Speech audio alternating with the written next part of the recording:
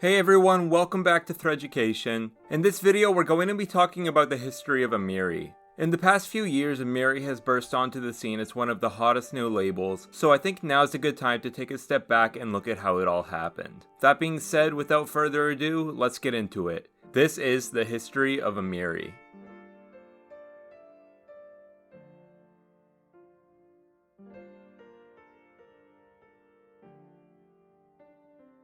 Mike Amiri was born on September 6th of 1976 in Los Angeles, California. We'll get into this more later, but just know that the city of LA would become a major part of the brand's identity, and Mike grew up as a tried and true California kid. Now, when he entered his teen years is when things start to get interesting, because that is when he discovered his love for rock and roll. Keep in mind that he was growing up in the 80s and 90s, so this meant he was listening to the likes of Guns N' Roses and Motley Crue, both of which are groups that happen to be from LA.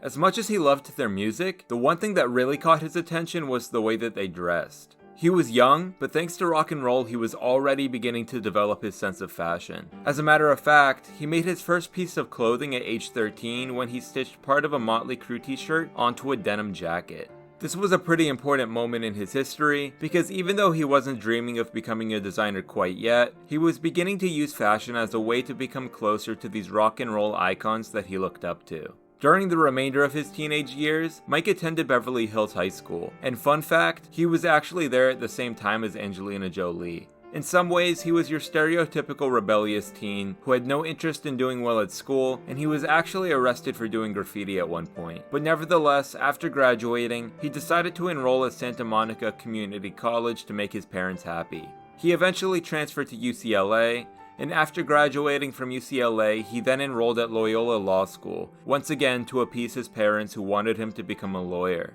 The only problem was that his heart just wasn't in it. All throughout school, he knew that he was destined for something else, and while that something else would eventually be fashion, he was still years away from starting his own label, and in the meantime, he was about to begin a journey that even he couldn't have predicted.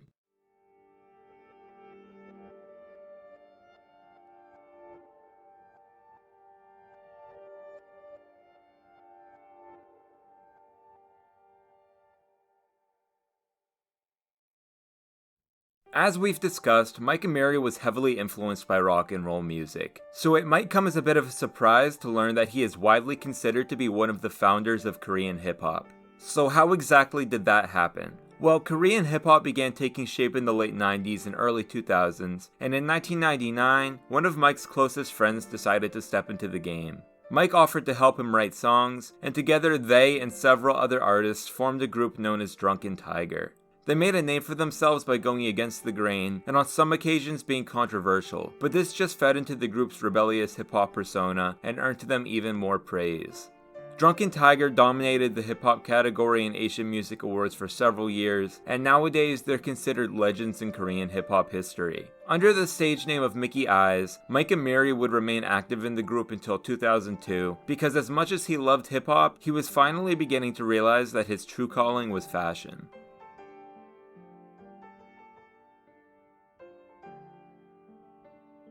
Even though he didn't have much formal experience working in fashion, Mike returned to the US and started taking up jobs as a consultant for local fashion brands. He did this for quite a while, and over time these odd jobs showed him everything that went into running a brand. According to him, he actually considers his time doing this to have been his real college experience. I'll also note that one of the brands he consulted for was a denim startup, and as we'll come to learn, denim would eventually become one of Amiri's specialty offerings. So after a while, he seemed to get the hang of things, and he decided it was time to try his hand at designing some of his own pieces. He started making one-of-one, high-quality jackets that were distressed and adorned with patches to give them that rock and roll aesthetic. When he was first making these jackets, he was really just doing it for fun and had no intention of starting his own brand, but he showed them to a few stylists that he had become friends with during his time as a brand consultant, and they instantly fell in love with them. Funny enough, those stylists happened to work for Steven Tyler and Usher, so these two became the first celebrities to start wearing Amiri. The success of these first few jackets was proof of concept for Mike, and despite his background as a trained lawyer, he decided it was time to go all in on fashion. He rented out the basement of a restaurant on Sunset Boulevard and began using the space to craft his first capsule collection for Amiri, the label. All he really had in his new studio was a table and a sewing machine, but as it turns out, that was all he needed.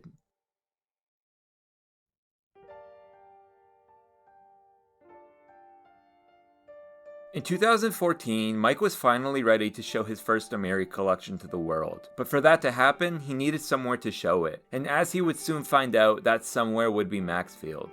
So let me add a little bit of context here. MAXFIELD is one of the most prestigious boutiques in all of LA, if not the entire country. Not only is it extremely popular, but it's where a lot of celebrities do their shopping. So if you can get your collection onto their shelves, there's a real chance that it can take your brand to the next level. For instance, some other brands that got their starts at MAXFIELD include Chrome Hearts and Rick Owens. With his mindset on adding the name Amiri to that list, Mike called the store and asked to meet with the buyers. They agreed to stock his capsule collection at the store, and it was an instant hit.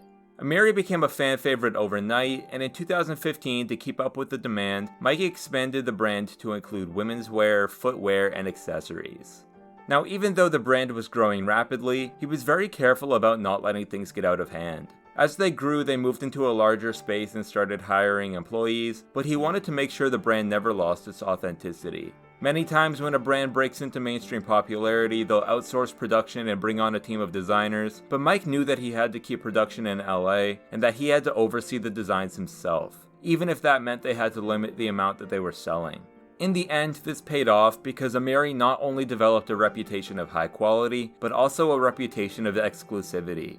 So within just a few years, demand for the brand was through the roof. To put this into perspective, in 2017, MAXFIELD hosted a pop-up event for Amiri, and they ended up selling more than $275,000 worth of product in just 3 hours. As crazy as it sounds, this pop-up event is just a small example of the market for Amiri clothing. In 2018, just 4 years after the brand launched, it reportedly brought in as much as $40 million in revenue.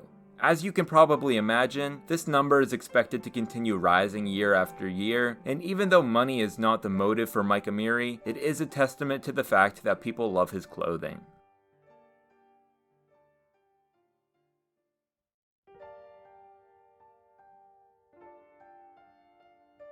So we've talked about how Amiri came to be, but now let's dive a little deeper into the clothes. First off, as I alluded to earlier, denim is one of Amiri's staple offerings. Between distressing, stitching, assembling, and adding finishing touches like buttons and patches, a single pair of Amiri jeans can take as many as 3 months to complete. For that reason, a single pair of Amiri jeans can also sell for well above $1,000. That might sound like a lot, but Amiri really has become the golden standard for designer jeans. Now, as great as the jeans are, that's not the only thing that the brand is known for. Nowadays, Amiri has staked a claim in just about every category of apparel. I'm talking hoodies, cardigans, track pants, blazers, you name it, they probably have it. Make no mistake though, it all ties back into the brand's grungy rock street aesthetic, and while we're on the topic of Amiri's apparel, just a quick fun fact, they actually distress some of their pieces using a shotgun. Mike got the idea for this after seeing an artist shotgun furniture, so he commissioned him to give the clothes the same treatment. Again, this just adds to the fact that Amiri is built upon authenticity, and it really shows that Mike is willing to go the extra mile during the design process. So the next thing that I want to talk about is Amiri's footwear, and believe it or not, this is actually what I love most about the brand.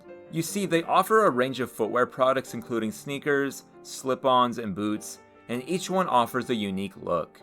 If you want the streetwear aesthetic, go for the Skell Tops. If you want a casual dad shoe, go for the Bone Runners. And if you want that rock and roll cowboy aesthetic, go for the bandana buckle boot. This one is my personal favorite because the attention to detail is off the charts, but you really can't go wrong with any of them.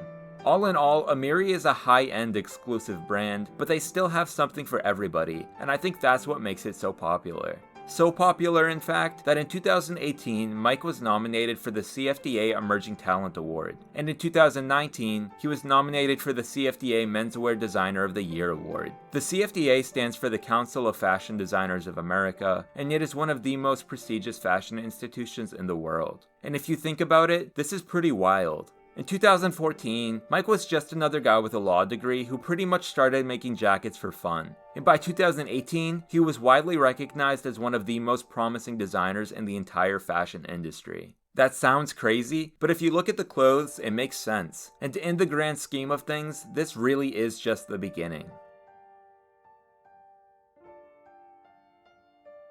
Earlier I mentioned that Mike has been very strategic about the brand's expansion. While that is still true, I do want to acknowledge how much things have changed for Amiri in just this short span of time. He started off working alone in a basement, and he now runs a team of employees out of his 25,000 square foot studio. He first started sharing his work on Instagram, and he now shares it through masterful ad campaigns. His first collection debuted on the rack at MAXFIELD, and now his collections debut on the runway at Fashion Week. So yes, things have changed a lot, but I think what's really happening is that people are finally coming around to see the vision that Mike has had since the beginning. I mean, you really have to believe in yourself to be able to do what he did. He was 38 years old when he started Amiri. He had a law degree and easily could have found a job as a lawyer, but rather than caving into the fear that he was too far down this one path, he shifted lanes and broke into the fashion industry. If you ask me, that's about as inspiring as it gets. Nowadays, just about everyone knows the name Amiri because it can be seen on just about every celebrity and it's referenced in every other rap song. But hopefully now you know a bit more about the man behind the brand, and better yet, hopefully some of you upcoming designers can learn a thing or two from his story. Anyways, that is all for this video. If you enjoyed it and want to see more, please remember to like, comment, subscribe, and other than that, I will see you next time.